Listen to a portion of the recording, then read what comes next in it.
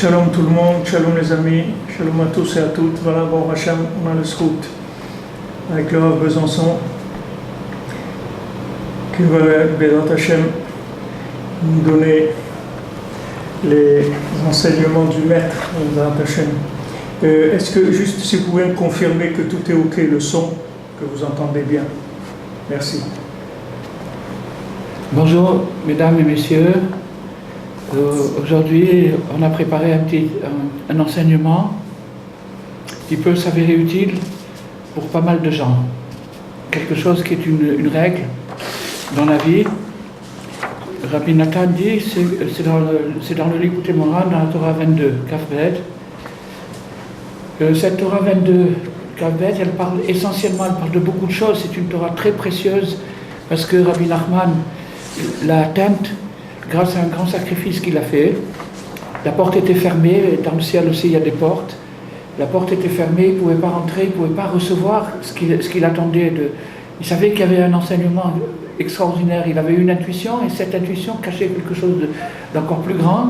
Il voulait l'atteindre, et la porte était fermée. Pour pouvoir rentrer, il a dû faire un sacrifice énorme. Donc, quelque chose qui a été payé par un sacrifice, ça paye toujours, jusqu'aujourd'hui. Alors, la leçon, en gros, c'est basé sur le concept de la réalité et de la virtualité, c'est-à-dire ce qu'on peut faire et ce qu'on pourrait faire. Ce qui en hébreu se dit Naseh v'nishma. Naseh, c'est ce qu'on est capable de faire maintenant, dans la réalité, et Nishma, c'est virtuel, peut-être qu'on entendra, peut-être qu'on comprendra. Donc cette dualité, elle représente des échelons qui permettent de s'élever, et chaque échelon est composé de ces deux aspects, c'est-à-dire n'importe où ou n'importe qui se trouve aujourd'hui à cet instant précis, il est en sandwich entre une réalité, c'est-à-dire ce qu'il est capable de faire à tous les points de vue, au point de vue social, au point de vue travail, au point de vue familial, au point de vue spirituel. Là où il y a des choses qu'il est capable de faire. Et il y a des choses qu'il est incapable de faire. Même s'il le veut, il est incapable de les faire. Alors, en général, beaucoup de gens, quand ils se heurtent à ce blocage-là, c'est-à-dire qu'ils arrivent devant l'impossible, eh bien, ils baissent les bras et ils se disent, bon, ben tant pis, j'ai essayé, je n'ai pas réussi. Alors, Rabbi Nachman, ce qu'il nous enseigne dans cette leçon, essentiellement, à part des choses très profondes, il nous enseigne comment être têtu. Comment tenir tête à l'opposition, à l'adversité, qu'elle vienne de n'importe quelle raison, c'est-à-dire comment rester devant la porte et attendre qu'elle s'ouvre. Alors ça, maintenant, c'est la démarche de la vie, c'est la démarche de la vie qui se retrouve dans tous les domaines de l'existence familiale, sociale, les relations, et la relation avec Dieu et la relation avec soi-même. La relation avec soi-même, c'est aussi un conflit, c'est aussi une guerre. Il y a des choses qu'on est capable de faire, il y a des choses qu'on n'est pas encore capable de faire. Donc, la dynamique, le sens, la démarche, c'est vers l'impossible, c'est vers ce qu'on n'est pas capable de faire, d'essayer de le conquérir. Alors, pour conquérir ce domaine-là qu'on n'est pas capable de faire, il faut une certaine technique.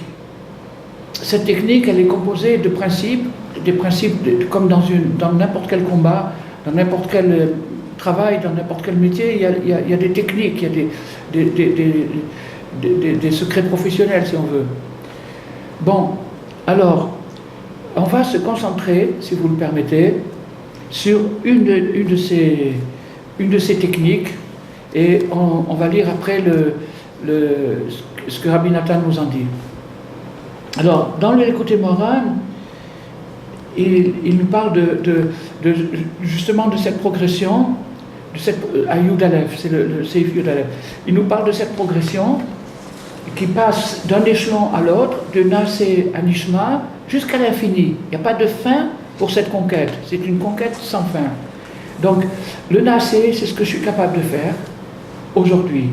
Le Nishma, c'est ce que je ne peux pas encore faire, mais que j'espère un jour y arriver. Le nishma immédiat, c'est-à-dire qu'il y a des choses immédiates que je suis convaincu qu'il faut les faire, mais j'y arrive pas. Pour une raison ou pour une autre, j'y arrive pas.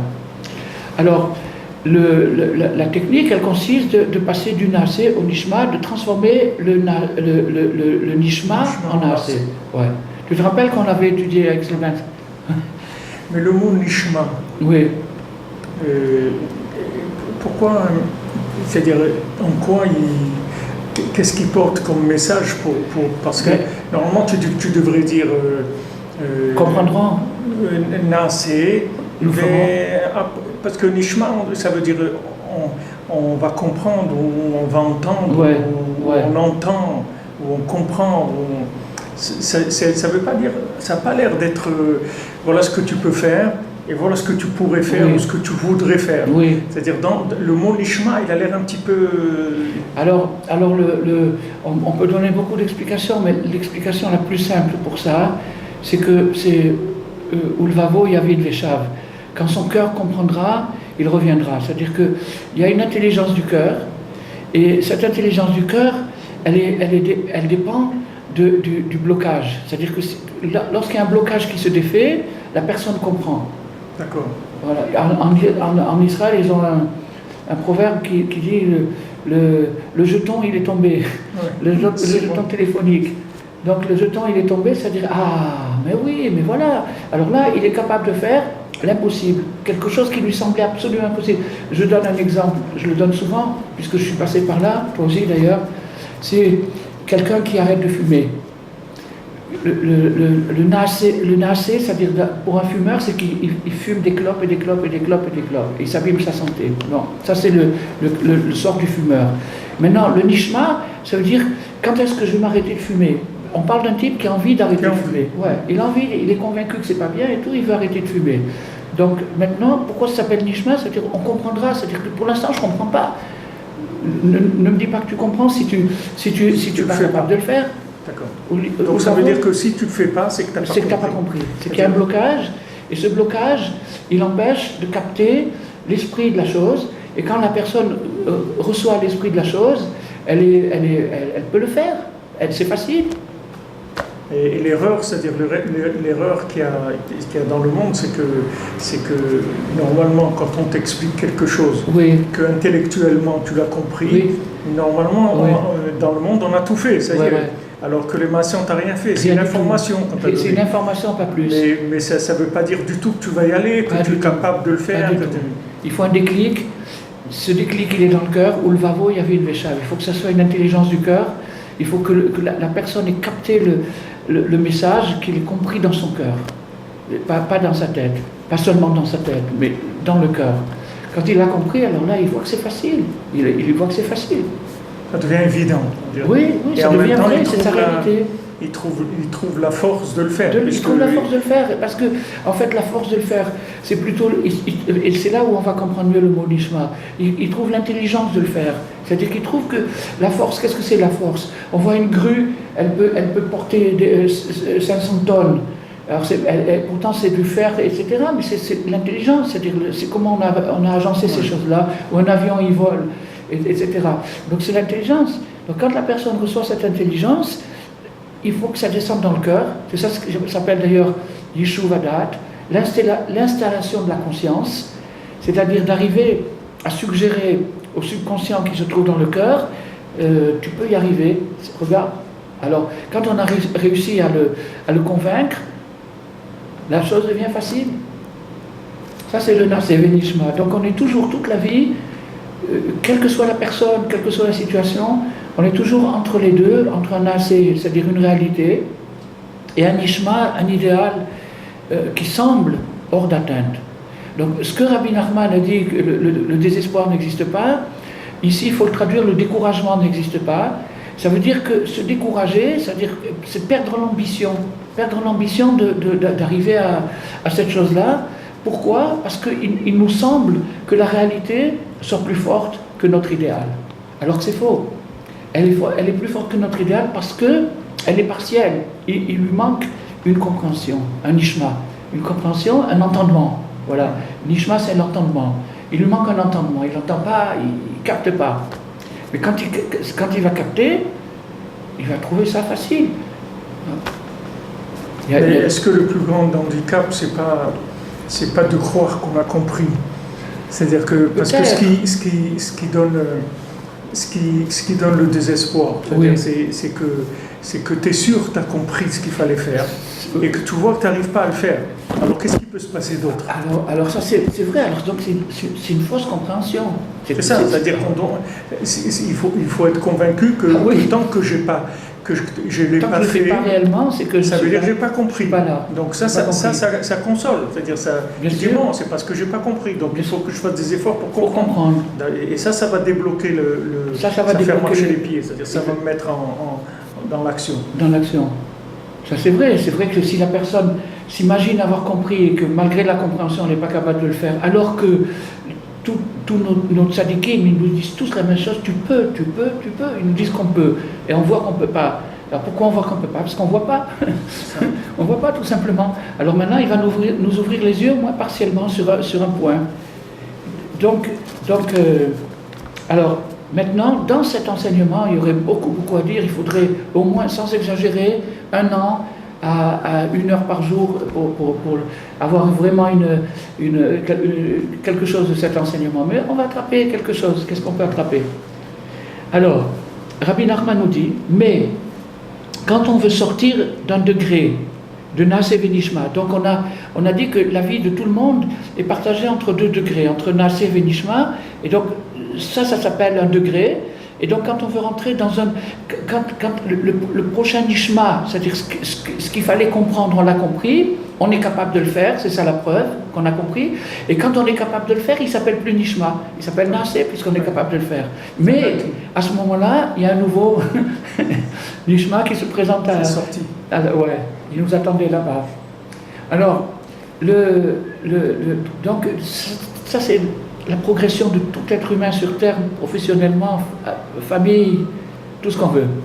Alors Rabbi Nachman nous dit, quand on veut sortir d'un degré de Naaseh Venishma, c'est-à-dire de ces 2 étapes-là, de tel et tel degré, pour arriver à un Naaseh Venishma, c'est-à-dire excusez-moi, chers auditeurs ou spectateurs, je ne sais pas comment on dit, il faut dire que ce Naaseh Venishma, c'est une phrase nationale qui a été dite par le peuple juif tout entier au Mont Sinaï pour recevoir la Torah. Donc ça c'est une précision importante, mais Rabbi Nachman l'a extrapolé et l'a rendu universel pour toutes les générations.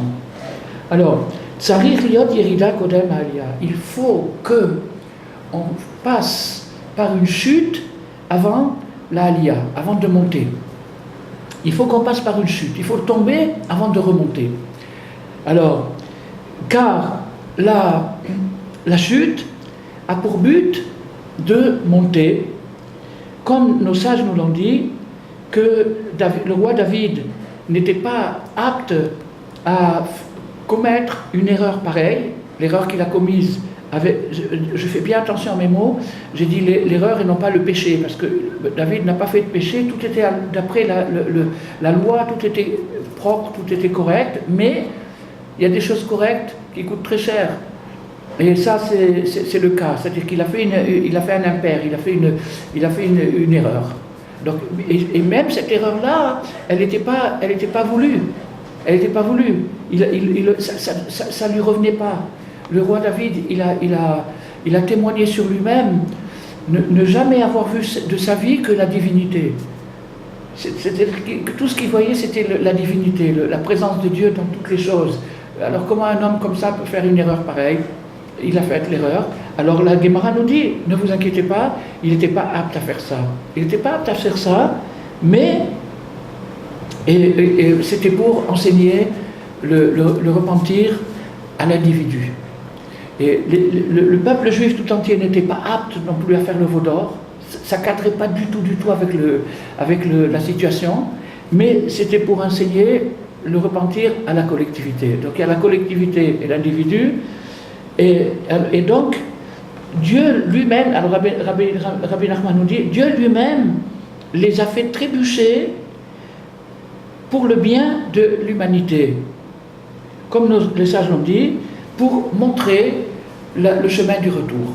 C'est-à-dire que Dieu a choisi une génération extraordinaire, la génération du désert, et les a précipités dans quelque chose de regrettable, de lamentable même, et pour voir comment ils vont réagir, et ça ouvrira des portes pour la collectivité dans le désert. C'est-à-dire que partout où il y aura un groupe humain qui se sera collectivement mal conduit, qui aura fait une erreur collective, eh ben, il y aura toujours la marque du veau d'or, et des gens qui ont survécu le veau d'or et qui se sont réconciliés avec Hachem. Et donc, ça sera une possibilité collective. Mais l'individu, c'est plus dur. En collectif, on fait les Hachem, on fait les 13 midot, un truc, il y a une émotion collective et tout. Tandis que tout seul, c'est un peu plus dur. Alors, tout seul, Dieu a choisi un champion de la solitude collective. C'est-à-dire que c'est la solitude la plus grande en étant la plus collective, c'est-à-dire que c'est le roi David. Donc le roi David, c'est un individu, mais c'est l'individu, c'est le roi de la nation. Et le roi David, qui était un être tellement pur et tellement inspiré, ne devait pas arriver à une erreur pareille. Mais c'est Dieu qui l'a fait trébucher dans cette erreur-là, de façon à ce qu'il nous apprenne, à nous tous, en tant qu'individus. Donc il y a le service de la synagogue et il y a ce qui se passe à la maison. C'est les deux pôles de la vie. De la vie. Donc il y a la vie publique, la vie collective, hein? La vie sociale. La vie sociale communautaire et la vie privée, personnelle, etc. Alors la vie sociale, maintenant on voit par exemple, bientôt dans 15 jours ça va être les slichot. On voit les slichot, les gens viennent, même des gens qui sont... ils viennent à la synagogue, ils savent qu'ils reçoivent quelque chose d'une charge énergétique très forte dans les slichot. Mais tout seul, livré à soi-même, c'est une autre histoire. Alors c'est là où on rencontre le roi David. Et le roi David, lui, il nous apprend à affronter ces périodes de faiblesse, de chute, de doute dans sa solitude et de remonter. Donc ça, c'est les deux. Alors donc, on tire de là la règle, la loi, qu'il n'est pas possible de progresser sans tomber. C'est nécessaire, une nécessité que la chute précède l'élévation. Alors ça, c'est bien vexant, c'est bien embêtant. Ah ouais, c'est bien embêtant, mais c'est comme ça. Le contraire de ce qu'on voulait, quoi. Le contraire de ce qu'on voulait. On croyait qu'on va décrocher des médailles et des diplômes, et on voit que des fois on retombe encore plus bas que ce qu'on était. Alors, je vais donner une petite explication psychologique avant qu'on rentre dans les profondeurs de Rabbi Nathan. L'explication psychologique pourquoi la chute précède l'élévation, pourquoi l'élévation doit inévitablement passer par une chute, c'est-à-dire que si quelqu'un maintenant est arrivé à conquérir un certain degré, conquérir un certain degré, là où il se trouve, il a conquis, il domine les éléments pour pouvoir monter plus haut, parce qu'il faut monter plus haut jusqu'à l'infini. Pour pouvoir monter plus haut, il est indispensable qu'il se casse la figure. Indispensable, c'est inévitable. Donc c'est là où Rabbi Nachman a crié, il a littéralement crié, il a dit: mon frère, mon ami, ne te décourage pas. Si tu vois que tu es tombé, c'est parce que tu vas monter encore plus haut. Et naturellement, l'essentiel de la chute, c'est l'impression contraire. L'impression contraire, c'est-à-dire d'avoir l'impression que parce que je suis tombé, c'est fini, on ne veut plus de moi, on ne m'aime plus, ça y est, je suis chassé du paradis, etc., etc. Ça, c'est ce qui donne, c'est ça ce qui fabrique le terrain propice pour la chute et ses conséquences. Mais si on sait le contraire, c'est-à-dire si on fait confiance à Rabbi Nachman, eh ben, on se rend compte que c'est quelque chose de technique. C'est une progression technique, il faut savoir la gérer comme il faut. Qu'est-ce que ça veut dire gérer une chute? Grâce à la résistance créative. Qu'est-ce que ça veut dire la résistance créative? Toute résistance est obligée d'être créative.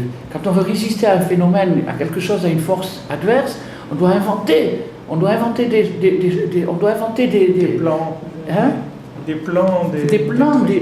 Des stratégies. Ouais. Alors, on arrive grâce à la résistance créative. C'est-à-dire que pourquoi elle est créative? Parce que chaque fois qu'un homme ou une femme expérimente une rechute dans sa progression spirituelle ou dans sa progression matérielle, alors qu'est-ce qui se passe? C'est que c'est toujours nouveau, imprévu et surprenant. C'est-à-dire qu'il ne s'attendait pas à ce coup-là. Il s'attendait à tout, mais pas à ça. Et il arrive un truc surprenant qu'il n'aurait jamais pensé. Jamais il n'aurait pensé. Et c'est là où intervient la créativité. C'est-à-dire s'il est créatif, il va inventer, il va s'ingénier à trouver une réponse, une riposte à cette attaque nouvelle. Ça, c'est ce qui s'appelle la résistance créative. Alors grâce à ça, on arrive à développer des forces cachées et on découvre des ressources inépuisables. On se rend compte comment l'homme a en lui un réservoir de ressources inépuisables, des forces.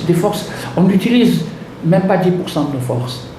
Il n'y a aucune école qui apprend à développer ses forces, il n'y a aucune école qui nous apprend à être courageux, à être patient, à être têtu surtout. On n'apprend pas ça à l'école.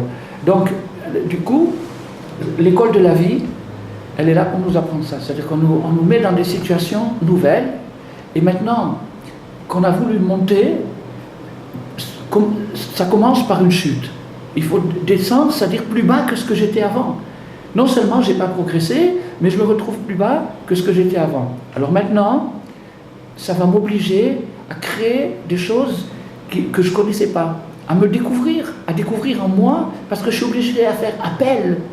Au fond de moi, je fais appel à des énergies qui étaient dans le coma, qui dormaient, qui étaient là, présentes, mais dans le coma.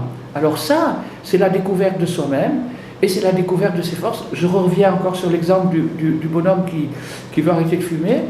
C'est que quand il va se dire quoi, j'y suis arrivé, je tiens le coup, ça fait déjà 1 mois que j'ai arrêté, 2 mois, 3 mois, 4 mois, 5 ans, et voilà, il ne s'imaginait pas qu'il était capable. Donc c'est là le nishma. Sa mère, elle lui a dit, mais tu vas t'abîmer la santé si tu continues à fumer, tu vas t'abîmer. Il n'entendait pas.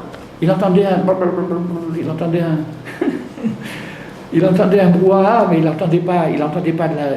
Et là maintenant, en faisant appel à ses forces profondes, à ses forces cachées, il va jaillir la lumière intérieure, c'est-à-dire c'est la lumière divine, la partie divine de l'âme, elle va se révéler à la personne. Elle va le guider, elle va lui montrer que la porte est ouverte. Vas-y, arrête, tu peux y arriver, c'est pas... C'est ça ce qui est... Ouais. Il y a un organisme en Eretz qui s'appelle Mati. Mati, c'est un organisme où tu vas apprendre à faire du commerce. Alors ma femme, elle a appris là-bas pour faire du commerce. Alors ce qui est extraordinaire, c'est que la première règle qu'ils t'apprennent, si tu veux faire un commerce, c'est que l'argent que tu vas investir, est-ce que tu es prêt à le perdre? Si tu n'es pas prêt à le perdre, il ne faut pas que tu commences. Ah ouais. Parce que ça veut dire que... Tu n'es pas un bon joueur. Non, ça veut dire que si tu fais du commerce et tu veux que gagner, et tu ne peux pas te permettre de perdre parce que tu as emprunté de l'argent des gens, etc. Tu dois leur rendre l'argent. Il vaut mieux pas. Il faut que tu ne commences pas. Il vaut mieux faire autre chose. C'est-à-dire quand tu rentres dans le nishma, il faut que tu saches qu'il faut perdre. Voilà, il faut investir. Et cet investissement peut se solder par une perte sèche. Mais si tu n'as pas cette psychologie-là, tu ne peux pas commencer. C'est-à-dire, tu dois savoir que pour gagner, d'abord il faut être prêt à perdre. Alors si tu es dans tu as voulu monter, et maintenant au lieu de monter, tu es tombé, alors il n'y a pas de problème, c'est pas ça qui va t'arrêter, parce que tu sais que c'est comme ça que ça marche. C'est l'investissement. C'est ça l'investissement, il faut être capable de le perdre, pas de le récupérer. Et si tu as cette mentalité, alors c'est ça. C'est ça le truc, de savoir c'est le risque, c'est ce qui s'appelle le risque, de savoir prendre des risques. Alors, donc c'est la résistance créative, c'est-à-dire comment dans une rechute, quand quelqu'un se trouve dans une rechute, comment il va résister, comment il va créer des moyens de résistance contre la rechute. Contre le découragement. Alors, donc, le Rabbi Nachman, il expliquait aussi que le Naseh V'Nishma, c'est Torah et Tfila. C'est Torah et Tfila, c'est-à-dire l'étude et la prière. Donc ça veut dire que l'étude, c'est la conscience, c'est de savoir ce qu'il faut faire, on étudie pour savoir, pour informer, pour s'informer. Et la prière, c'est face à l'impossible. C'est l'arme qu'on possède face à l'impossible. Donc, Rabbi Nachman extrait de cette chose-là un principe qui va prendre une très grande place dans sa méthode générale, c'est de transformer l'étude en prière. L'étude, ça veut dire, l'étude c'est l'analyse. Tu disais tout à l'heure que quand les gens croient avoir compris, eh ben, ils ont sûrement pas compris. C'est-à-dire quand ils croient avoir compris, ils comprennent pas qu'est-ce qui leur arrive. Ils sont déçus de ouais, ils sont déçus. Alors maintenant, la vraie étude, c'est d'étudier la vraie étude. Il y a un machal extraordinaire. Qu'est-ce que c'est la vraie étude? Imaginons qu'il y a des camarades de la résistance ou d'un groupe de trucs, etc., qui ont été faits prisonniers. Maintenant, ils sont en prison et ils veulent absolument sortir. Il faut qu'ils réussissent leur coup. Alors maintenant, ils vont étudier comment sortir de là. C'est ça la vraie étude. Étudier comment on sort de cette chose-là. Alors maintenant, il y en a qui se disent, il faut presser le citron. Et puis là, on va presser le citron, on va essayer de faire sortir de la tête des idées. Mais malheureusement, on voit qu'il y a quelque chose de transcendant dans l'adversité. Et donc, face au côté transcendant qu'il y a dans l'adversité, c'est-à-dire au côté impossible, au côté surhumain, surnaturel qu'il y a dans l'adversité, à cause de ça, les gens se découragent. Alors qu'est-ce que c'est? C'est la prière. Maintenant, la prière, elle intervient, c'est-à-dire que maintenant, la prière, elle intervient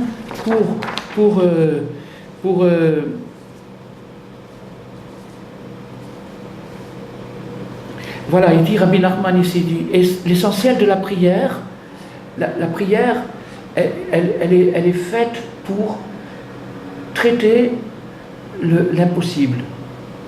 C'est-à-dire, elle est surnaturelle. La prière c'est une démarche surnaturelle, c'est pas une démarche naturelle. L'étude, c'est une démarche naturelle, parce que j'utilise des instruments, mon cerveau, j'utilise des instruments que Dieu m'a donnés, et j'essaye d'en faire quelque chose. Mais ça, c'est naturel. Mais la prière, c'est le surnaturel, c'est le recours au surnaturel. Alors Rabbi Nathan il dit que l'essentiel de la prière, c'est-à-dire du nishma, c'est-à-dire l'accès à l'impossible, c'est seulement par la prière, c'est le désir du cœur. Le désir du cœur. Combien la personne veut vraiment? Ça, c'est l'essentiel de la prière. La neshama, l'âme de la prière, c'est le désir du cœur. Combien la personne veut vraiment? C'est ça qui est l'âme de sa prière. Plus elle veut, plus sa prière est vraie. Et plus sa prière est vraie, et plus il y a des chances qu'elle va ouvrir la porte. Donc des fois la prière, généralement la prière se fait avec la parole, mais elle peut se faire aussi silencieusement. Ça peut être un cri du cœur, ça peut être un désir, une envie qu'on veut. La chose, ça c'est l'essentiel de la prière, c'est la neshama de la prière. Et qu'il veuille, c'est-à-dire qu'ils veulent, la personne a un languissement profond pour l'infini.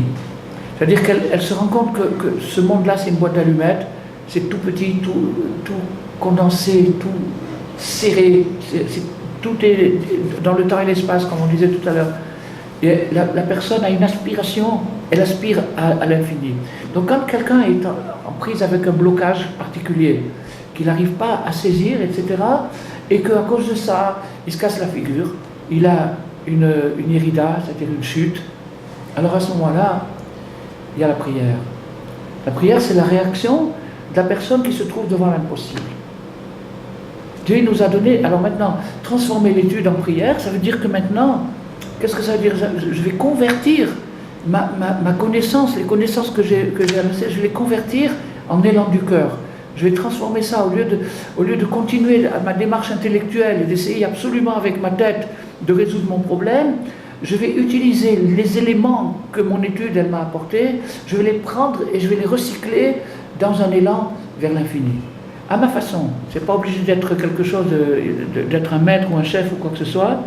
Alors, ça c'est la base, disons que c'est une des bases essentielles de l'enseignement de Rabbi Nachman, transformer l'étude en prière. Bon, alors maintenant, on va... il y aurait encore beaucoup à dire. Donc, finalement, l'étude et la prière, c'est Naaseh Venishma. L'étude, c'est Naaseh. Alors maintenant, il y a encore une subdivision, et après on rentrera dans le texte de Rabbi Nathan. Il y a une subdivision, c'est que il y a en vérité deux Torahs. Il y a la Torah de l'homme et la Torah de Dieu. La Torah de l'homme, c'est celle que je suis capable de faire. Je peux faire ceci, je peux faire cela, etc. Ça, c'est la Torah de l'homme. Et la Torah d'Hachem, c'est ce qui est inaccessible à l'être humain. Mais, en fait, ce qu'on veut conquérir à chaque fois, c'est la Torah d'Hachem.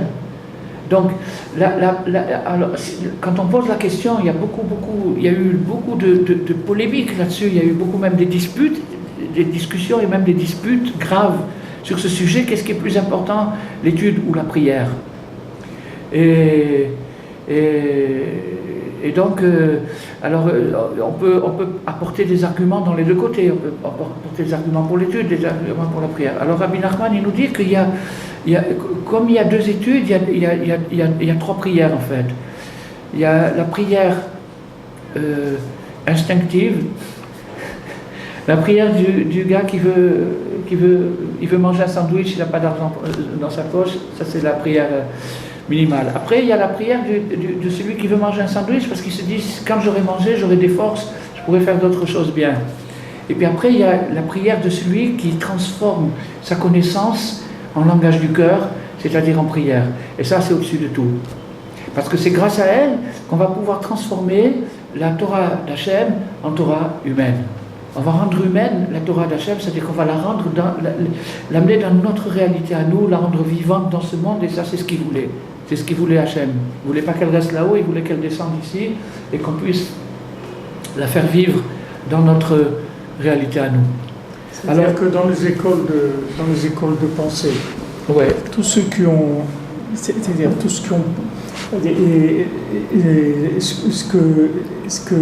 ce qu'on comprend, c'est que maintenant il y a, disons on se trouve devant une salle de classe, on va enseigner quelque chose, d'accord?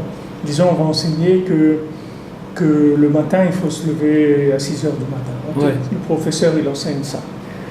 Okay. Maintenant, dans la classe, il y a plusieurs catégories. Oui. Il y a ceux qui ne sont pas intéressés du tout, qui ne commencent pas du tout. Il y a ceux que, pour eux, ils peuvent faire ça, il n'y a aucun problème. C'est-à-dire qu'eux, ils ont déjà le cœur qui est déjà assez mûr pour que l'information puisse directement passer à l'action. D'accord. Et il y a la plupart des gens qui sont au milieu, c'est-à-dire que ça les intéresse, ils ont envie, mais c'est l'oreiller qui domine. Okay. Ouais. Alors maintenant, pour ce groupe de gens-là, quelles sont les possibilités qui leur sont offertes? C'est-à-dire, soit maintenant, je parle pour lutter, soit maintenant il va utiliser de l'autodétermination, la volonté. Voilà, la volonté, les nerfs, les trucs, la peur, la menace. L'angoisse, la menace. Comme il y a des gens on a parlé de Chatzot hier ou avant-hier, alors il y a des gens qui m'ont dit ça serait bien de faire un kollel Chatzot. Je dis il n'y a pas de problème, on peut faire un kollel Chatzot, mais voilà ce que je te propose. C'est-à-dire que c'est un kollel on ne paye pas les gens, c'est les gens qui payent quand ils ne se lèvent pas. Ah ouais. Je dis voilà, si tu veux, on peut ouvrir un kollel comme ça, que chaque fois que tu ne te lèves pas, tu payes 100 shekels. Une amende. Je dis alors là, si tu veux, on peut ouvrir un kollel comme ça peut marcher. C'est-à-dire que les gens qui ne connaissent pas la prière, les massés, c'est très très dur, parce que le gars, il n'arrive pas, c'est tout. Il essaye de se motiver, il essaye de faire des efforts, il essaye de trouver toutes sortes de combines pour lutter, pour arriver au bout de ce qu'il veut, mais il n'arrive pas à le faire. Alors, tout l'enseignement de Rabbi Nathan, il est axé sur cette question-là. Il est axé pour répondre à cette question-là, sur celui qui veut et qui ne peut pas.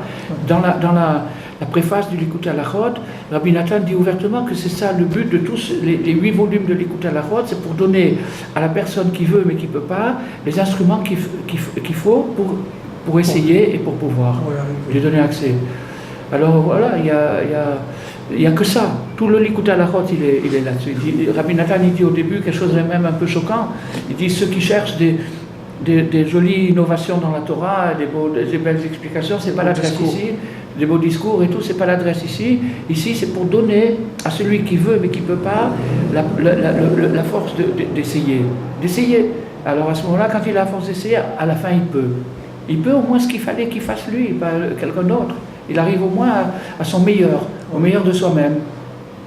Alors, ce qu'on va faire maintenant, c'est qu'on va voir un petit aperçu de ces instruments que Rabbi Nathan nous donne pour cette lutte-là, pour la prière. Quand tu disais pour la prière que la prière, elle contient beaucoup. D'ailleurs, en hébreu, la prière, elle a beaucoup de noms. Elle a au moins une dizaine de noms. Alors, chacun de ces noms correspond à une sorte de prière. Il y a la prière classique, l'office classique, les 3 prières par jour. Il y a la prière de minuit, qui est déjà un peu plus élitiste, dans un sens c'est celui qui en veut vraiment, qui se lève et qui est même prêt à payer, etc. Et puis, il y a la prière qui est au-dessus de tout, c'est la prière individuelle et personnelle. C'est-à-dire ce que l'élan du cœur vers Hachem par la personne spontanément dans son langage maternel. Alors, ça c'est la chose la plus importante. Donc ça c'est la méthode universelle et universelle. C'est ce que, en vérité, la réparation du monde, comment le monde va finir par se réparer, on se pose toujours la question. Moi j'entends toujours les écologistes. Je suis sensible au problème, personnellement je suis sensible au problème de la pollution, de ces choses-là. Et tout ce qu'ils disent, c'est vrai, sauf un truc. Tout ce qu'ils disent, c'est vrai, le monde, l'ozone, il n'y a plus d'ozone. La Méditerranée, c'est un égout, elle est pourrie. Il faut 80 ans, il y a un courant qui rentre à Gibraltar, de l'océan Atlantique, et qui fait le tour de la Méditerranée, et qui prend 80 ans pour faire le tour de la Méditerranée. Et ce courant-là, c'est Dieu qui l'a installé pour nettoyer la mer Méditerranée. C'est une cuvette finalement, la mer Méditerranée. Alors pour la nettoyer dans l'Atlantique, il a fait ce courant. Il n'a plus la force. Le pauvre courant, il s'arrête vers Tunis, là, il ne peut pas aller plus loin. Il y a trop. Il ne peut pas aller plus loin. Alors il est fatigué. Et donc moi je l'ai fait une fois la traversée de la Méditerranée en bateau. On voit des papiers qui traînent, des trucs en plein milieu de la mer. Voilà. Alors les écologistes, ils arrivent à... Ça s'appelle des alarmistes. Ils alarment la population sur des points qui sont vrais. Mais ils oublient une chose. C'est que Dieu renouvelle le monde à chaque seconde. C'est pas le monde d'hier, ni celui d'il y a 1 heure. C'est un nouveau monde à chaque seconde. C'est comme les images d'un film. Il y a un continu, il y a une illusion de continu, mais en vérité c'est des images isolées. Chaque instant est un instant isolé, une création à part. Donc, le jour où il faudra, boum, le monde il va être tout pur, tout propre, etc. Donc toutes les alarmes, elles auront été pour rien. C'est dommage. Alors, en fait, c'est vrai qu'il faut faire attention, il faut respecter l'environnement, mais qu'est-ce qu'on peut faire? Est-ce qu'on va se disputer avec les usines ceci ou cela? On ne peut rien faire. Donc voilà. Alors maintenant, on revient à notre sujet. Donc Rabbi Nathan va nous donner quelques méthodes pour affronter la chute indispensable et trouver ce côté créatif qui permet de débusquer une stratégie, une méthode qu'on ne connaissait pas parce qu'on ne connaissait pas non plus l'épreuve. L'épreuve, elle est nouvelle.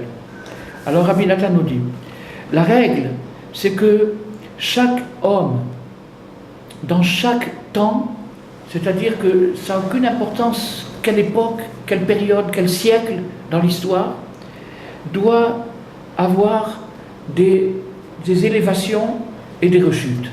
Tout homme sur Terre a des élévations. On voit par exemple l'ensemble du monde, de la nature, a des élévations. L'hiver, c'est une rechute, l'été, c'est une élévation. L'hiver, c'est une rechute dans la mesure où toute la végétation disparaît, tout est éteint, tout est dormant. Et puis, au printemps, c'est la renaissance, puis l'été, les fruits, etc. Et après, ça retourne dans le truc.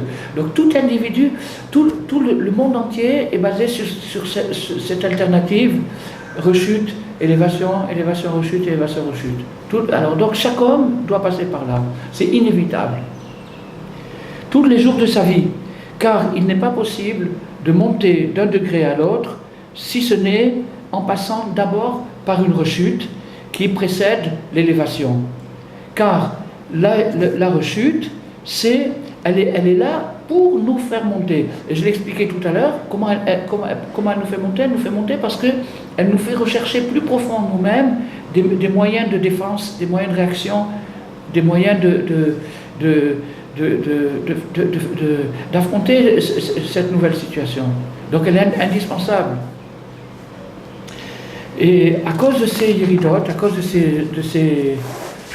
ces rechutes, beaucoup de gens se sont découragés et sont tombés. Il y a une différence entre une rechute et une chute.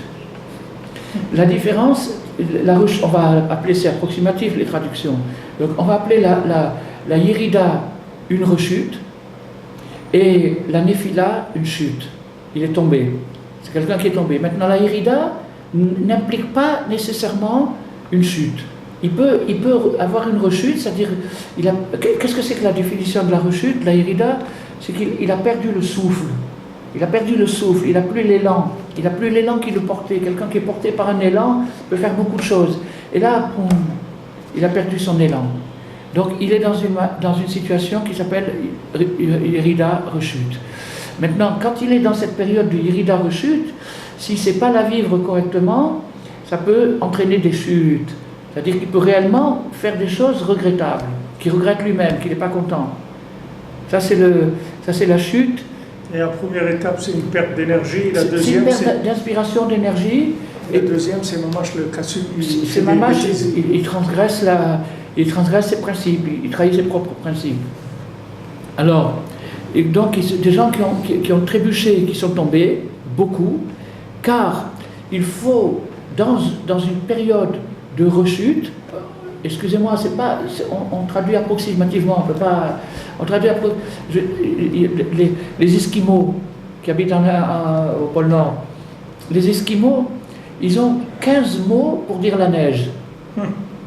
Pour nous, la neige, c'est une espèce de truc blanc, et voilà, c'est une décoration une fois par an à Jérusalem, c'est la neige et tout. Mais pour les Esquimaux, il y a la neige molle, la neige dure, la neige qui glisse, celle qui reste en l'air et tout. Et tout ça, c'est des neiges complètement différentes. Donc, en hébreu, dans le Lachon HaKodesh, il y a des notions qui ont au moins une quinzaine de mots pour les dire, parce que c'est tous des aspects différents. Donc, quand on veut traduire, on est obligé d'être maladroit. Mais je pense qu'on peut se faire comprendre. Alors, il faut, à ce moment-là, se renforcer, un grand renfort, et ce grand renfort, alors là, excusez-moi l'expression, ça demande du culot. Excusez-moi, je peux pas, encore une fois, je ne peux pas le traduire autrement, de l'audace, de l'arrogance. Le traité des principes, Pirkei Avot, nous dit: tu dois être arrogant, audacieux, comme un némer. Alors là, j'ai fait exprès de ne pas traduire, parce que la traduction classique, c'est le léopard, et le némer n'est pas du tout un léopard. Pas du tout. Aucun rapport avec le léopard. Le némer, c'est une créature hybride qui est créée d'une union entre le sanglier et la lionne. C'est Barthénora qui le dit là-bas à la Macombe. Le sanglier, Razirayar, et la lionne, ils produisent un espèce de créature hybride qui s'appelle le némer. Alors comme lui, ce némer, il est complexé, parce que chaque fois qu'il voit ses demi-frères, les lions, il est moche à côté, il n'a pas le prestige du lion, il a des complexes. Et bien ces complexes-là, c'est ça qui lui donne de l'audace. Parce qu'il a quelque chose de la lionne, il a la force de la lionne. Alors comme il a la force de la lionne, additionnée avec la chutzpah, le culot du sanglier, c'est-à-dire d'un sanglier un sanglier, il n'a rien à faire parmi les lions. Les lions, c'est autre chose. Eh bien, lui, il ose kanemer, ose comme un ose, l'audace. Alors, ça c'est un des éléments essentiels dans le combat. C'est-à-dire que le Némer, c'est la créature hybride. C'est quelqu'un, je n'ai pas voulu employer un autre mot exprès, mais bon, chacun peut comprendre qu'est-ce que c'est. En tout cas, la créature hybride, c'est quelqu'un qui n'est pas définissable. C'est-à-dire que si on veut le classer parmi les sangliers, il est plus noble qu'un sanglier. Si on veut le classer parmi les lions, il est minable parmi les lions, donc il est entre les deux. Et bien, cette situation entre les deux lui donne un surcroît de courage et d'audace, d'avoir le culot de s'affirmer malgré qu'il n'est pas un fauve, qu'il n'est pas un lion, etc. Alors c'est ça ce que le Tana nous dit, Eveaz Kanamer. Et c'est pour ça que Rabbi Obadiah Mibartenora, qui était un Baal Ruach HaKodesh, qui était un homme d'inspiration divine, il nous dit là, il ne fait pas de la botanique ou de la zoologie, il nous dit que qu'est-ce que c'est qu'un émer, c'est un type comme ça, et c'est comme ça que tu dois être, parce que tu es comme ça, tu es entre les deux, tu as des tendances. C'est Benishma. Oui, exactement. Le lion pour lui c'est Nishma, et la réalité c'est le sanglier. Donc il est entre les deux, il a quoi, c'est comme ça. Alors il faut qu'il ait une audace et un culot d'oser, oser. Et donc le principal de l'attaquant, ça va être d'empêcher d'oser. Eh bien oui, de le décourager, de le complexer. Que tu te prends, etc. De lui rappeler ses origines. De lui rappeler ses origines. C'est pour ça que il faut être très très très délicat vis-à-vis d'un Baal Teshuvah, c'est-à-dire quelqu'un qui s'est rapproché de la Torah en retard, ou d'un guerre, de quelqu'un qui s'est converti, parce qu'il a besoin d'audace.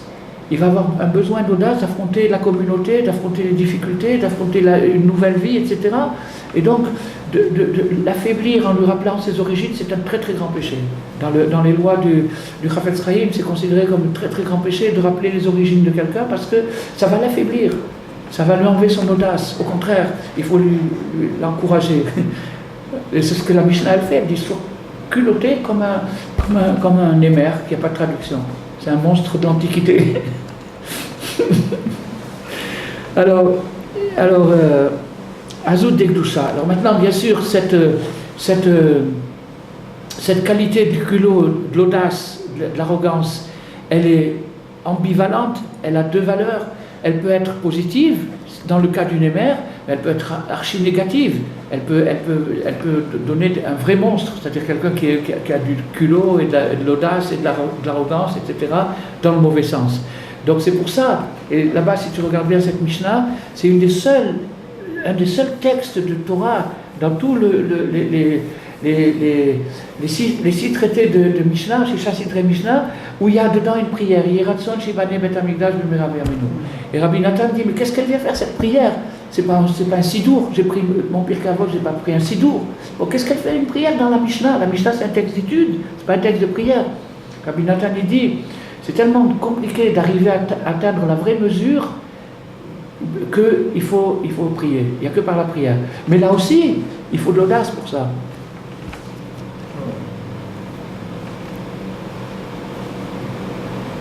C'est-à-dire que même dans l'étude, ils ont été blanchis de rentrer la prière. Obligé. Tellement que c'est compliqué. Ils ont été obligés de rentrer une petite prière.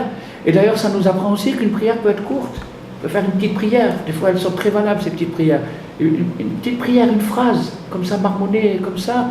Parce que je voudrais maintenant, il faudrait que j'ai du toupet, il faudrait que j'ai du culot. Et je trouve pas trop la force. On m'a dit hier que j'étais pas à la hauteur, etc., etc. Donc il lui faut. Alors il fait une prière que le temple se reconstruit, parce que le temple c'était l'endroit où on recevait la conscience. La conscience, c'est. Il le dira Minatan après, mais on n'y arrivera pas parce que c'est un peu loin. Il dit que la lune, quand la lune a été diminuée, c'est la Yérida, c'est la chute. La chute de la lune, c'est très très beau, c'est une halakha magnifique. Alors il dit que l'essentiel de la diminution de la lune, c'est qu'elle a été diminuée face à soi-même. L'essentiel de la diminution, c'est la diminution face à soi-même. Alors c'est là où le contrepoids de l'audace, il vient pour pas se diminuer face à soi-même. S'il y a des gens qui sont pas corrects, qui me diminuent, c'est leur problème à eux. Mais moi, face à moi-même, je dois rester fort. Dégradé à l'armée. Oui, on enlève les grades, on le dégrade. Tout à fait. On le rend. On lui coupe le souffle. Alors, et ça, c'est la raison pour l'interminable exil de tout le peuple juif, car tout cet exil-là est une immense rechute. Pourquoi rechute? Il y a eu le premier temple, rechute. Le deuxième temple, rechute. Maintenant, on est dans la seconde rechute. On est dans la rechute finale. C'est la dernière rechute, disons, qui se solde parfois par des chutes. Des chutes, ça veut dire renoncer carrément. Donc maintenant, on est dans une phase. Alors maintenant, on est dans le collectif. Dans le collectif, on est dans une phase de rechute. On n'est pas. Le peuple juif ne s'affirme pas en tant que tel, avec son idéal universel, la justice. C'est pas encore de nos jours. Donc ça ne sera que quand on aura fini cette rechute. On est dans la rechute maintenant. Alors, qui précède l'élévation. L'élévation, c'est quand on va, Bezrat Hashem, quand il y aura le Mashiach, ça c'est l'élévation. Donc maintenant, on est dans la rechute qui précède l'élévation. Alors, c'est ça que Dieu a dit à Yaakov quand il a eu besoin de descendre en Égypte. Yaakov, il est né en terre d'Israël. Il n'avait aucune raison d'aller faire quoi que ce soit là-bas, mais Hachem l'a fait tomber en Égypte, il l'a fait descendre en Égypte.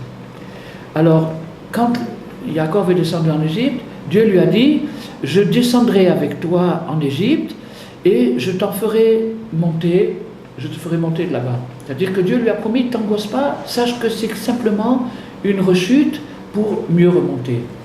Donc tout ce qu'on peut expliquer de la situation contemporaine, plus la situation morale est dégradée, plus on doit savoir que c'est une rechute pour remonter, que c'est un passage indispensable. Pourquoi? Parce que maintenant, par exemple, la technologie, qu'est-ce qu'elle permet? Des choses extraordinaires et des choses horribles en même temps. Et bien, la lutte des courageux, des audacieux qui vont avoir le courage de savoir placer la technologie à sa vraie valeur dans les deux sens, et bien ça c'est une créativité qui n'a jamais existé. Tous les tzadikim, je ne veux pas dire des noms, mais tous les tzadikim et toutes les générations qu'il y a eu, ils n'ont pas eu l'Internet. Ils n'ont pas eu, on ne sait pas comment ils auraient été s'ils avaient eu l'Internet. Il y a une parole du Rachab, le Rabbi Rachab, il a dit une parole extraordinaire. Il a dit, Moshe Rabbeinu, Moïse, il était un roi, un prophète, un révolutionnaire manigue qui a libéré tout un peuple, un milliardaire, un bel homme, il était très très grand. Et comment pouvait-il être en ave avec ça? C'est impossible. Et non seulement il était humble, mais il était plus humble que toute la terre.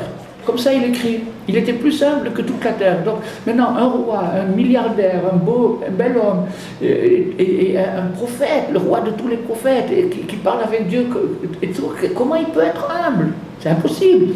Il ne peut pas se rouler, il ne peut pas se dire je vaux rien. Il vaut tout, il ne peut pas se dire je vaux rien. Et là-bas, une chose extraordinaire. Il dit Moshe Rabbeinu, Moïse, il a reçu en héritage du premier homme, Zé Sefer Toldot Adam. C'est un livre secret dans lequel il y a toutes les neshamot, toutes les âmes qui vont venir sur terre depuis le premier homme jusqu'à Mashiach, toutes les âmes, toute la liste. Alors c'est Sefer Toldot Adam, c'est le premier homme. Alors donc il a commencé à regarder les pages jaunes, trucs et tout, jusqu'à ce qu'il est arrivé à la fin des temps. Il a regardé à la fin des temps, il a vu des types qui arrivaient à résister à la destruction, à la décadence, qui arrivaient à ne pas être décadents dans la décadence. Il a dit quoi? Il va y avoir des gens comme ça, des gens qui vont tenir le coup dans ce qu'il va y avoir. Je suis petit à côté d'eux. Et c'est comme ça qu'il est devenu homme. C'est ça la source de la modestie de Moshe Rabbeinu, c'est de voir l'impact de ses propres paroles, au nom d'Hachem, l'impact de ces paroles qui va jusque dans notre génération, 3000, 4000 ans après, qui va donner le courage à des gens de tenir le coup comme ils peuvent, là où ils sont, de tenir, de lutter, d'avoir de l'audace. C'est magnifique. Hein. Ouais. Puisqu'il dit que le Baal Shem Tov ne voulait pas descendre. Oui. S'il n'avait pas 60 Giborim, Giborim. et si on ne lui garantissait pas qu'il ne ferait pas une seule Aucun faute. péché.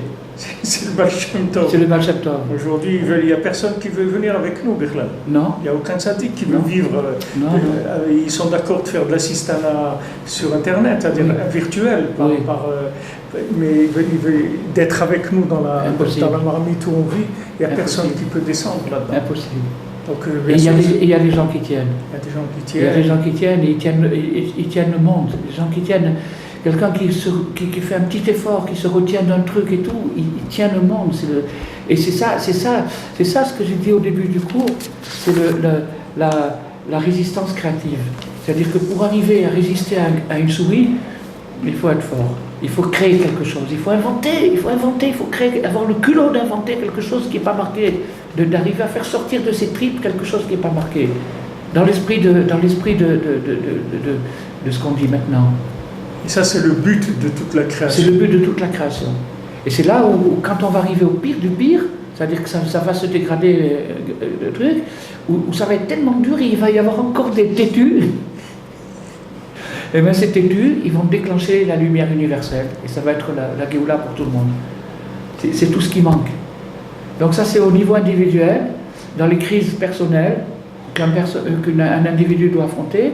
Et au niveau collectif, c'est la crise mondiale, qui aujourd'hui, tout le monde est d'accord, c'est aujourd'hui un état de crise qu'il n'y a jamais eu comme ça, économique, sociologique, la population, la pollution, toutes ces choses-là. Eh bien, il y a encore des gens qui résistent. Qu'on soit tous fasse partie de ces gens-là. Il faut rentrer dans la résistance. Oui, rentrer dans... Madame Blo, elle est à Chalon. Oui, elle est rentrée dans la résistance. Elle devait aller à Nice, il y avait une femme juive. Elle, Madame Blo, elle n'était pas encore convertie, elle n'était encore pas convertie. Et il y avait une femme juive à Nice qui faisait partie du réseau de la résistance, et il fallait la faire sortir. Alors, elle est allée il y a le pont du Var à Nice, il y a un pont, c'est-à-dire qu'il y a un fleuve qui se jette dans la mer, et sur ce fleuve, il y a un pont, c'est le pont du Var. Et après, quand on passe le pont du Var, on rentre dans la ville de Nice. Alors là-bas, au pont du Var, il y avait la police allemande, les gardiens allemands de la ville. Alors elle est arrivée, elle avait 20 ans ou 21 ans, je ne sais pas quoi. Elle a demandé au gardien, elle a dit « Excusez-moi monsieur, je suis étudiante, il faut absolument que j'aille à la bibliothèque municipale. Comment je pourrais faire pour rentrer sans avoir d'ennui parce que mes papiers ne sont pas trop en ordre et tout ?» Il a dit « Ah, c'est très facile !» Il a dit « Il y a à chaque fois la relève des gardes, il y a toujours un battement de 10 minutes. Eh ben, vous passez quand c'est le battement de 10 minutes. » Elle a fait ça, elle a réussi à rentrer et à faire sortir la dame... c'est la résistance. Elle avait de l'audace. Hein? Elle, c'est un exemple d'audace. Oh là là, l'audace, voilà. Et créative. L'audace. Et créative. Et trouver toujours des trucs extraordinaires. On a eu la chance de la connaître. Et après qu'elle soit morte, un an ou deux après qu'elle soit morte, elle m'est venue en rêve. Elle était habillée avec une magnifique cape verte, en velours vert. Et elle m'a dit... J'enseigne de l'écouter Moran aux femmes dans les Yeshiva de Rabbi Nachman. Extraordinaire, hein? Ouais. Voilà ce qu'elle m'a dit. Donc voilà, la résistance. Alors, donc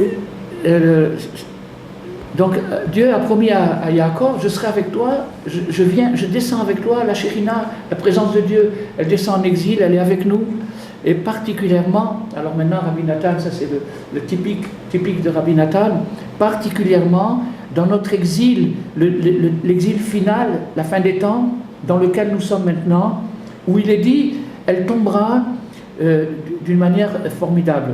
Vateren Plaïm, c'est-à-dire d'une manière exceptionnelle, une chute vertigineuse. Voilà, une chute vertigineuse.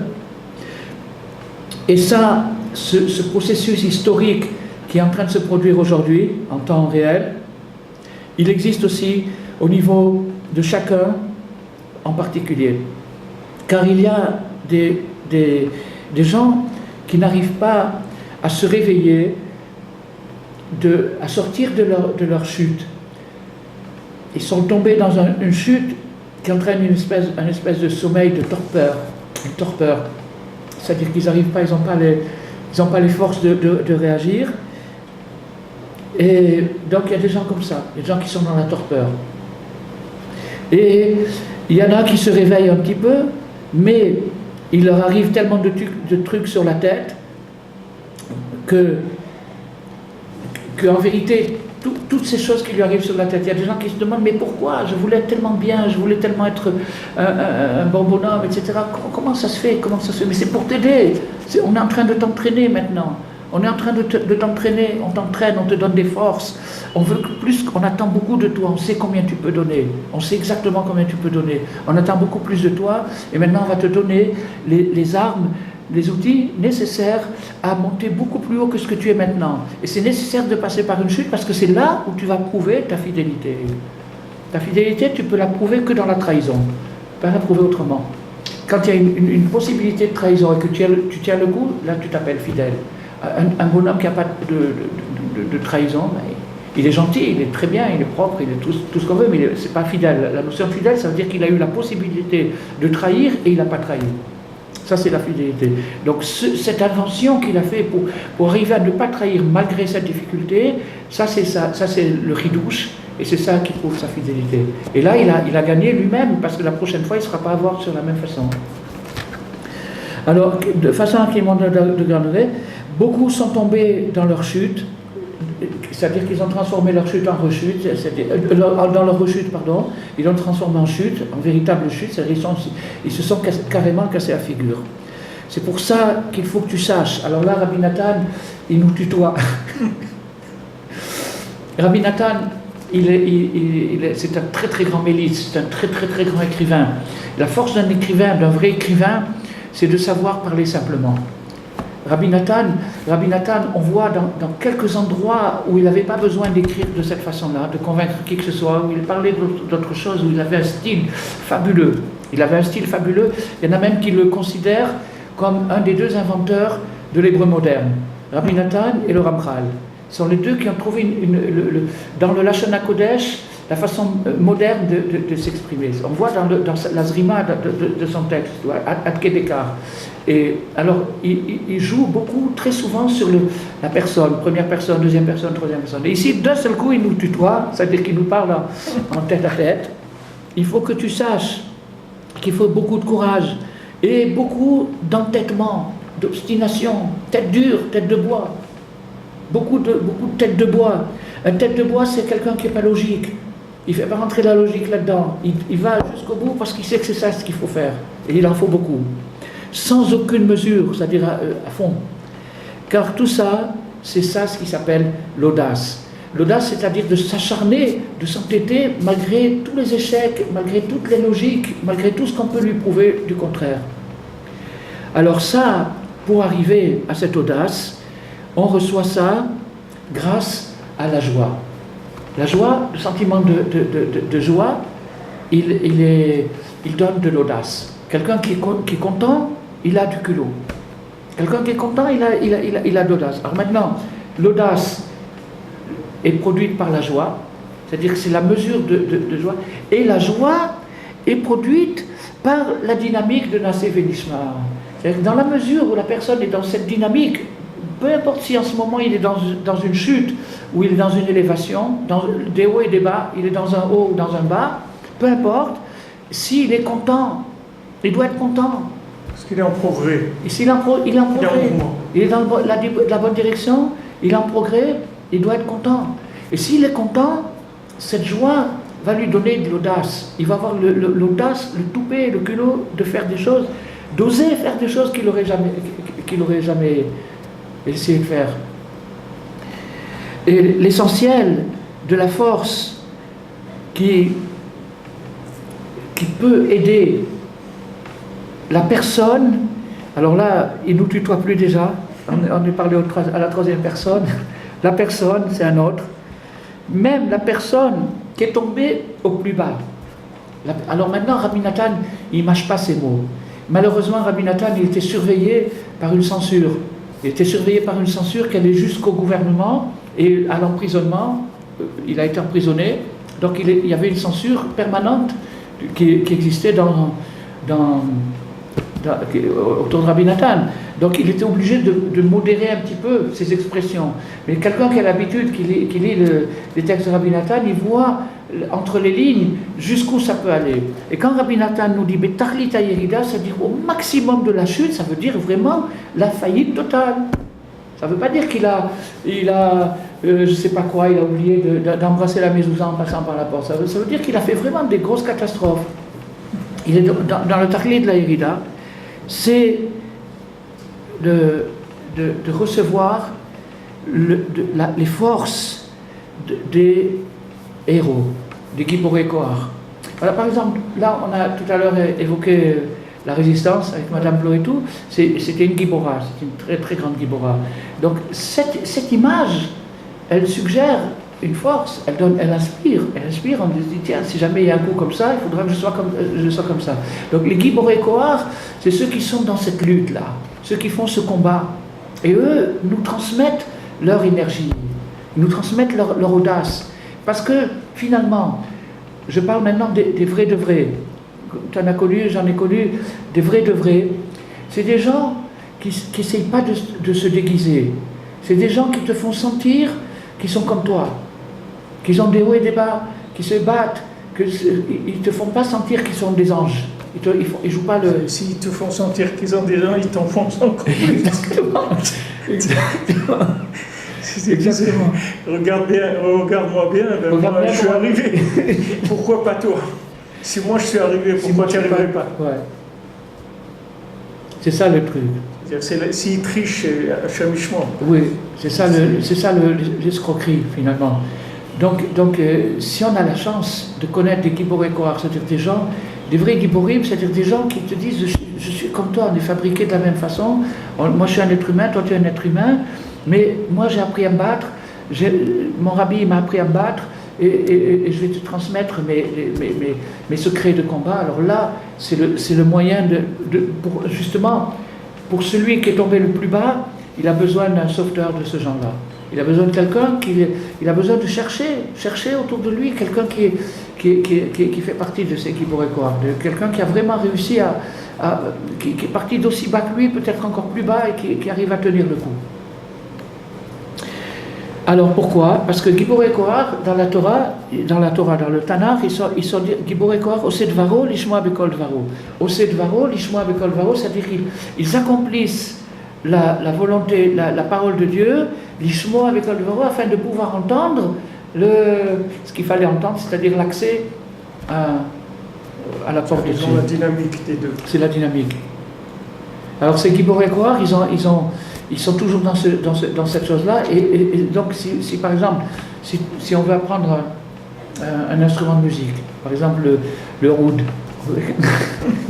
on va apprendre le oud, et bien on va prendre un bouquin, on va acheter 50 shekels un bouquin sur le oud, il va nous dire il va nous dire comment il faut mettre les mains, comment il faut mettre les pieds, comment il faut gratter, etc. Très bien, on peut jouer, on peut arriver à quelque chose comme ça, mais arriver à un degré, il y a des secrets dans la musique, et ces secrets on ne peut pas les transcrire.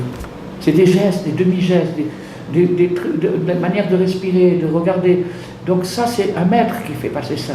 Il faut que lui, il ait dominé son oud avant de pouvoir le faire passer aux autres. Et donc si quelqu'un il veut jouer du oud, voilà où il doit aller. C'est les tzadikim qui ont atteint le degré de Naseh Venishma, c'est-à-dire de cette dynamique, au niveau le plus élevé, et c'est-à-dire la Torah de Dieu et la prière de Dieu. Et là-bas, dans cet endroit-là, là où il y a la Torah de Dieu et la prière de Dieu, parce que là, Rabbi Nathan explique après que Dieu il prie et il étudie. Lui aussi, seulement, bien sûr que sa prière et son étude, c'est tout à fait autre chose, mais il existe la Torah de Dieu et la prière de Dieu. Et le tzaddik, il doit arriver à ce degré. Alors ça, c'est des Giborei Kohar. Et à ce moment-là, il se rend compte, qu'est-ce qu'il découvre là-bas? Chesed et tzedaka ad en sof. Il trouve un amour, une bonté, une générosité infinie. Voilà ce qu'il découvre là-bas. Alors ces Giborei Kohar qui ont atteint ce degré-là, ils arrivent à nous le faire passer. Ils arrivent à nous le faire passer. Que tu sois conscient qu'il y a Qu'il y a une miséricorde Il y a infinie. une miséricorde infinie, il y a un degré où tout se transforme en bien, il y a un truc extraordinaire. Sois confiant, continue à faire tes efforts, parce que si tu ne fais pas tes efforts, tu vas oublier ce que je viens de te dire. Donc continue à faire des efforts, c'est ça qui te servira comme récipient pour recevoir une petite illumination de l'amour infini, de la miséricorde infinie, le chesed, Elion. Agmara, elle dit que quand Hachem prie, il a des tefilines. Ah ouais. Alors qu'est-ce qu'il y a dans les parachiotes de ces tefilines? C'est pas Shema Israël. Ouais. Qu'est-ce qu'il y a dans cette tefilines? C'est ce que se glorifie de chacun qui fait de la résistance. Exact. C'est ça les tefilines d'Hachem. Exactement. C'est-à-dire, il prend tous les résistants qu'il y a eu, qui ont trouvé des. Alors avec ça, il écrit cette tefilines, il les met, c'est avec ça qu'il prie. C'est ça qui fait la prière d'Hachem. Chacun qui a trouvé une combine, un truc, comment faire pour s'en sortir, pour lutter, pour pas tomber complètement. Etc. Alors ça fait un... Il y a un Breslever, il a raconté, il a dit qu'il y a un Baal Tshuva, il dit qu'il était tombé complètement, il a tout lâché, Shabbat, tout. Une seule chose il a gardé, c'est une heure d'Hitbodedut tous les jours. Mais tout le reste, il a tout lâché. Et il dit que ça lui a pris peut-être 2 ans ou 3 ans. Après, il a tout repris, il est remonté de façon extraordinaire. C'est formidable. Que là, Hitbodedut, il avait tout lâché. Il a gardé le contact avec Hachem. Ça, je lâche pas. C'est formidable. Il y a des... C'est-à-dire, il faut que le gars il soit informé. Oui. Si on lui dit, il croit qu'il est dans un défilé du 14 juillet, il ne comprend pas pourquoi il doit se cacher dans des trous et des trucs pour résister à l'ennemi qui veut le tuer. Exactement. Si tu le crois, il croit que c'est la fête. Et ouais, il croit que on est en train de défiler tous, tout le monde est bien habillé, tout le monde est, c'est super et tout. Que des vedettes qui passent, des gens bien. Mais si on nous dit que la génération, c'est des gens qui sont tous en train de faire de la résistance. On est dans les tranchées. Mamash. On est dans les tranchées. Mamash. Les Kveta de Bchira. Mais en même temps, c'est une époque extraordinaire. Ah, c'est l'époque la plus extraordinaire extraordinaire. Le Ramchal, il dit que toute la création, tout est choef vers le Tikkun HaKlali. Tout est choef vers le Tikkun HaOlam. Et Rabbeinu, il dit que chaque seconde, c'est mieux que le truc. Alors on voit maintenant, encore une fois, je reviens à l'écologie. C'est pas que je fais pas de politique. Bon. En tout cas, le Rabbi Nachman, il nous dit le monde est de mieux en mieux. Alors ça, je vois pas. On pourrait dire le contraire, c'est de pire en pire. Non, c'est de mieux en mieux. On ne le voit pas. C'est-à-dire que dans le processus, la démarche de la réparation, c'est le monde de maintenant, il est mieux qu'il y a une demi-heure. Il est mieux. Parce que comme la résistance, elle déclenche de la miséricorde. Oui. Donc c'est sûr qu'il est de mieux en mieux, puisqu'il y a de plus en plus de miséricorde. Puisque la miséricorde, ça veut dire quoi? Ça veut dire que tu auras moins besoin de résistance, de plus en plus. C'est-à-dire de plus en plus, on va te faciliter les choses. Ça sera plus facile. On va éliminer l'ennemi. Mais ça vient de combien tu as résisté. Quand tu te vois en train de te battre avec des ennemis terribles, etc., tu dois savoir que maintenant, si tu arrives à trouver comment lutter contre eux, ça amène la miséricorde qui permettra d'ouvrir encore plus. C'est pour ça qu'on dit que Yosef, il a été envoyé par son père, Yaakov. Il a dit, va, tes frères, ils sont en train de paître à Shrem, va voir comment il est ça. Alors on sait très très bien que ses frères le détestaient, le haïssaient. Et donc comment Yaakov a-t-il pu prendre le risque d'envoyer son fils chéri, c'était son fils préféré, de l'envoyer au front, au combat? C'est la chose la plus terrible, avec 10 frères qui étaient des giborim et des tzadikim, c'était des carrures, c'était des gens impressionnants. Et lui, Yosef, c'était un petit jeune, il avait 17 ans. Donc Yaakov, il envoie son fils chéri, préféré, il l'envoie avec 10 frères qui le détestent. Il le savait très bien, Yaakov avec nous. Mais il y a un truc extraordinaire. Allo achecha rouim bishrem, tes frères, ils sont en train de paître à Shrem. Et Shrem, dans la Torah Zayin, Rabbi Nachman, il nous dit que Shrem, c'est un vêtement de pudeur. Un vêtement de pudeur. Shrem, c'est-à-dire que c'est quand Shem et Yafet, ils ont vu Noir qui était dans une attitude déshonorante, alors ils ont mis un vêtement pour ne pas voir la nudité de leur père. Ils ont mis un vêtement alors ce vêtement, il porte le nom de Shrem parce que Shrem c'est l'épaule, c'est là où ils ont mis ce vêtement-là. Donc sache une chose, c'est que toi, Youssef, bientôt, tu vas être éprouvé sur ce domaine-là, sur le domaine de la pudeur. Tu vas avoir une grande épreuve parce que c'est nécessaire que tu aies une irida. C'est une irida catastrophique, la irida de Youssef à ce moment-là. C'est pas une chute, mais c'est une rechute, c'est-à-dire qu'il redescend dans un degré où il n'était pas avant. Donc maintenant, tu vas avoir besoin de lutter. Tu vas avoir besoin de te battre contre un monstre cosmique. Un monstre cosmique. Tu vas affronter une énergie cosmique. Et il te faut des forces. Les forces, en général, c'est 10 séphirotes. Par rapport aux 10 séphirotes, il y a 10 musiques, il y a 10 mélodies.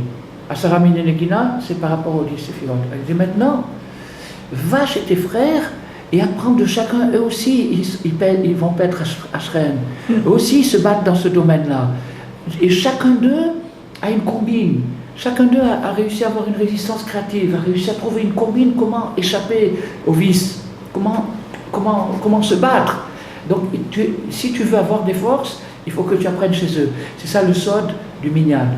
Le sod du minyan, c'est que dans un quorum de 10 personnes, il y a une énergie des 10 sphirotes. C'est-à-dire que quand je rentre, je reçois les diverses manières de... Des fois, c'est pas agréable, mais qui a dit que ça doit être agréable? Des fois, c'est pas agréable, des fois, c'est même pénible, mais c'est le prix qu'il faut payer. Technique de combat. Oui, on va prendre des... Alors, il a dit... Il est allé là-bas, ils l'ont presque tué, ils l'ont mis dans la fosse, ils l'ont vendu aux Égyptiens, etc., etc. L'histoire est longue.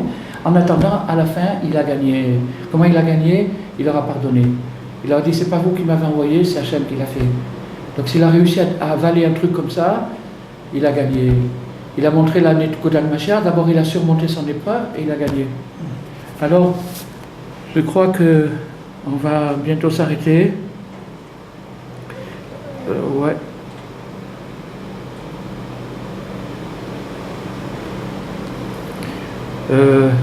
Qu'est-ce qu'on fait? On continue encore un peu? Encore un petit peu? Alors,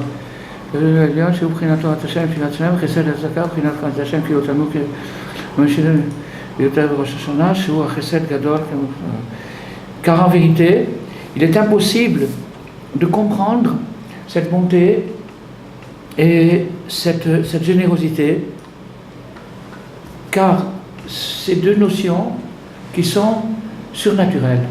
Il y a la bonté naturelle, la bonté par exemple des parents qui aiment leurs enfants, ou des enfants qui aiment leurs parents, ou quelqu'un qui a pitié d'un pauvre, ou quelqu'un qui a... Il y a la bonté naturelle, mais il y a des choses qui sont surnaturelles, comme maintenant l'exemple de Yosef que j'ai donné, c'est quelque chose c'est un surnaturel. De pardonner à 10 frères qui ont voulu le tuer et qui l'ont vendu aux Égyptiens, c'est impardonnable, c'est impossible. Humainement, c'est impossible.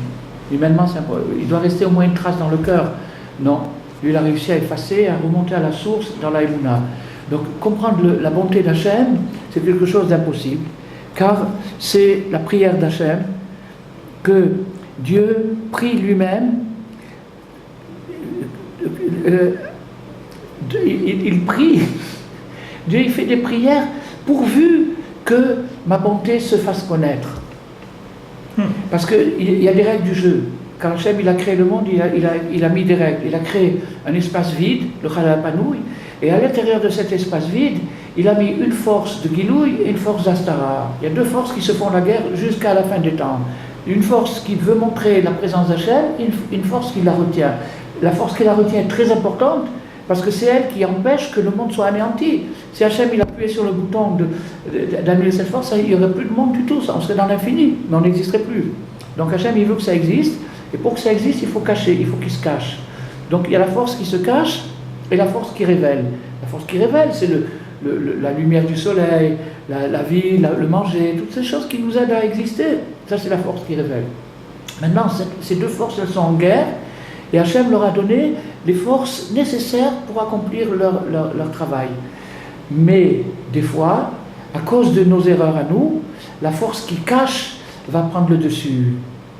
Et elle prendra tellement le dessus que si jamais même Hachem voudrait nous défendre, il a pitié de nous, il nous voit qu'on est en train de se dépêtrer avec des forces qui nous dépassent, il ne peut pas parce qu'il y a une justice. Il est juste. Et il doit rester équitable, il doit rester juste. Alors donc lui, qu'est-ce qu'il fait, Hachem? Il fait des prières pourvu que ma miséricorde gagne ma rigueur. Ça, c'est la prière d'Hachem. On parlait tout à l'heure des filines. Et donc, ça va très bien avec les filines que tu as dit, parce que c'est avec ces armées de cette éphiline, de cet azout du peuple juif, des êtres humains sur terre, armés de cet azout, c'est avec ça qu'il peut arriver à faire basculer. Celui qui résiste, il inspire la prière d'Hachem. Nous l'Elohim. Il donne de la force à nous. Donner de l'audace. Donner de l'audace à donc l'audace, c'est quoi? C'est de transgresser la règle.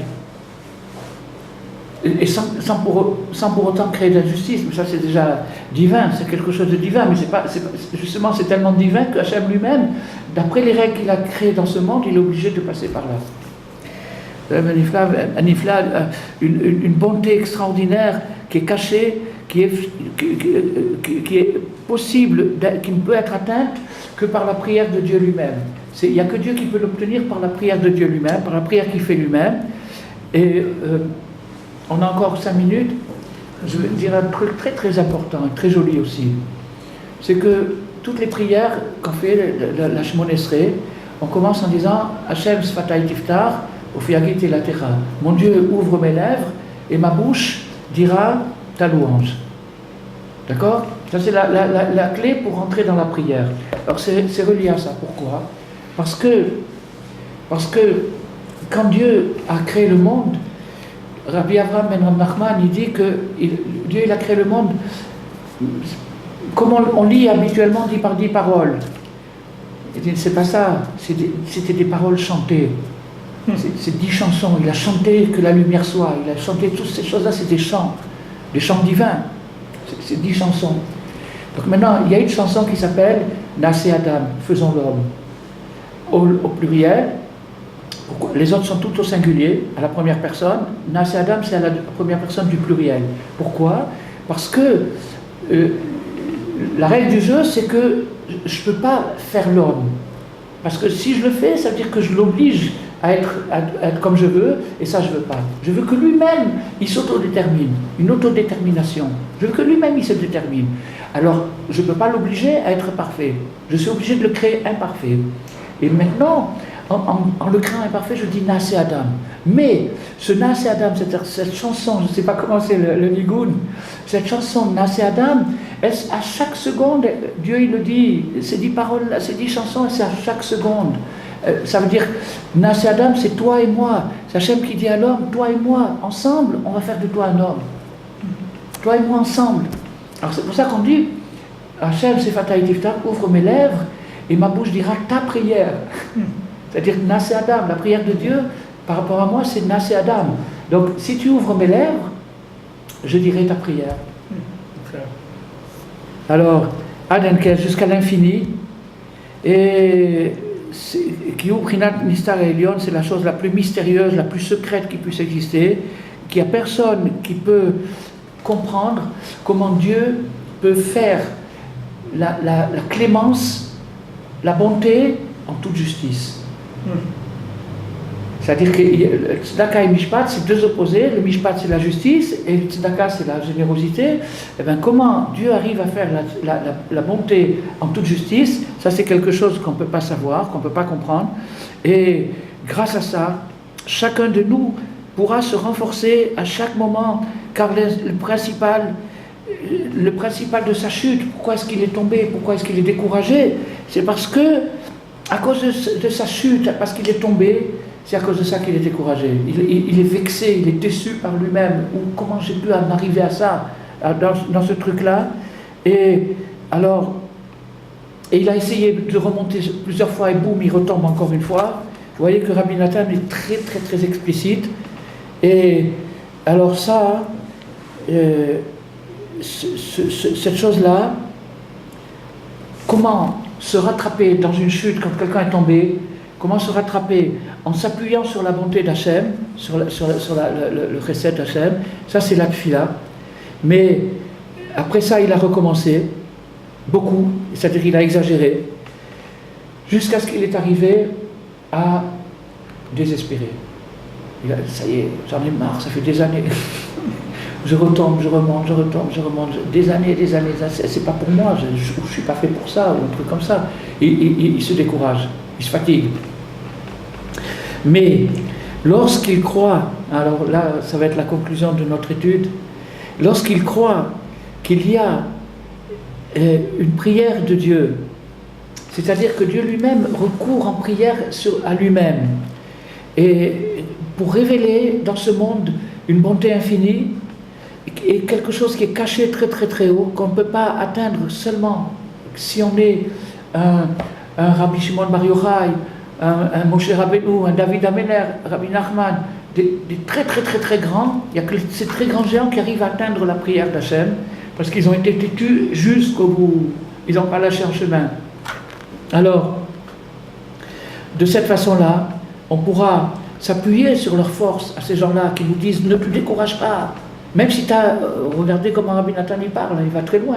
Même si tu es tombé, eh ben continue, ne te décourage pas, résiste, fais ce que tu peux, continue encore un peu, avance. Ça c'est la dynamique. Parce que, qu'est-ce que c'est l'essentiel du tzaddik? C'est pas quelqu'un qui va nous donner des explications, des trucs comme ça, c'est pas ça du tout. Ça c'est à côté de la plaque par rapport à la réalité. La réalité c'est que le tzaddik c'est quelqu'un qui transmet l'audace.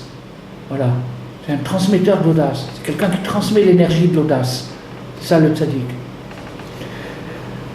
Mais l'essentiel, c'est de croire dans cette force-là, et Askan Emer, Rabbi Nathan il le ramène, d'être audacieux comme un émer, et d'attirer sur lui le culot sacré, c'est-à-dire l'audace sacrée, sainte. C'est de tirer parce que c'est présent, quelqu'un qui fréquente, simplement fréquentant les textes de Rabbi Nachman, on en a un petit aperçu. Et si on est plus sérieux, qu'on est plus assidu dans l'étude, eh ben, on reçoit des bombes. C'est pas tellement ce qui est écrit, c'est entre les mots, c'est entre les lettres, c'est l'âme de celui qui a écrit, elle est dans ces mots, alors c'est son âme surtout qui nous touche. À propos du courage et de l'audace, et voilà, car plus on se rapproche des tzadikim, des justes, plus on devient courageux, plus on ose faire des choses qu'on n'aurait pas osé faire s'il n'y avait pas quelqu'un qui nous avait dit vas-y, quelqu'un à qui on a confiance qui nous dit allez vas-y, lance-toi. On n'aurait pas osé. Et là, on a pu le faire. Et alors, plus quelqu'un va tirer sur lui l'audace, plus il se rapprochera des tzadikim, parce qu'il aura l'audace de se rapprocher d'eux.